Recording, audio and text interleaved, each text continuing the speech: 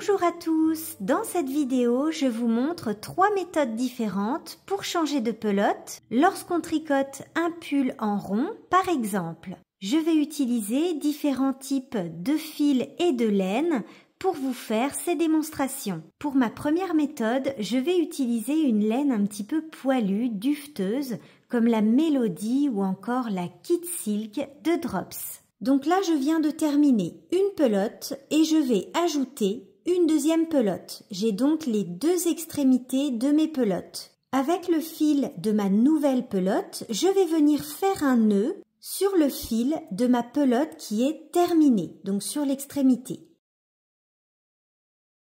Je passe comme ceci, je laisse un petit peu de fil et je fais un nœud tout simple. En laissant un petit peu de fil. J'ai donc un premier nœud et maintenant je vais faire la même chose de l'autre côté, c'est-à-dire qu'avec l'extrémité de ma pelote qui est terminée, je vais venir faire un nœud sur le fil de ma nouvelle pelote.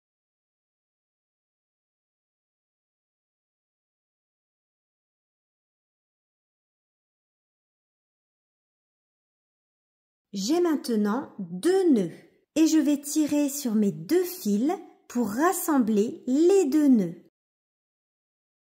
Comme ceci. Les deux petits bouts de fil qui pendent, je ne les coupe pas par sécurité, je les rentrerai proprement à l'arrière de mon tricot. Et je peux donc continuer à tricoter. Je rentrerai proprement les deux petits bouts de fil qui pendent à l'arrière de mon tricot. Pour cette deuxième méthode, je vais utiliser un fil cage ou soufflé comme la R de Drops par exemple. Donc là, j'ai mes deux extrémités à assembler. Il va nous falloir une aiguille à laine. On place le fil de la nouvelle pelote dans l'aiguille à laine. On laisse un petit peu de fil et on va rentrer notre aiguille à laine au milieu du fil.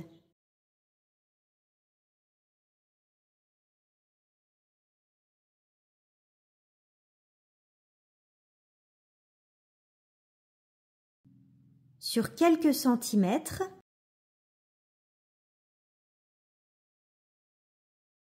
on tire. Voilà ce qu'on obtient. Ensuite, on va prendre cette extrémité, on va remettre l'aiguille et on recommence de ce côté. Donc là, on voit bien que c'est bien solide, ça ne bouge pas. On peut couper ce qui dépasse. Et on va faire la même chose de ce côté.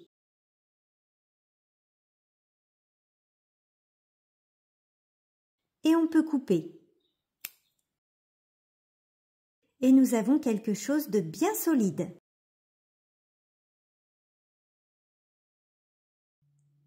Troisième méthode qui ressemble un petit peu à la deuxième, avec cette fois-ci du coton. Donc là, j'ai mes deux extrémités de coton à assembler. On va reprendre notre aiguille à laine. Vous voyez que le coton est retordu et donc on va passer notre aiguille à travers les petits fils qui sont retordus, qui forment le fil du coton.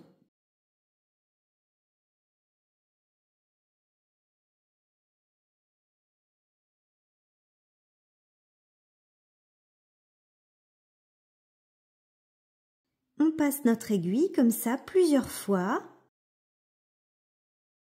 sur quelques centimètres.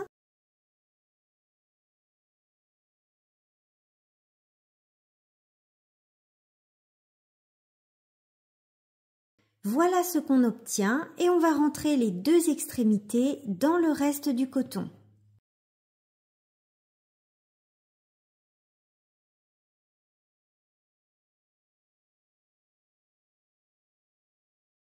Et on peut couper.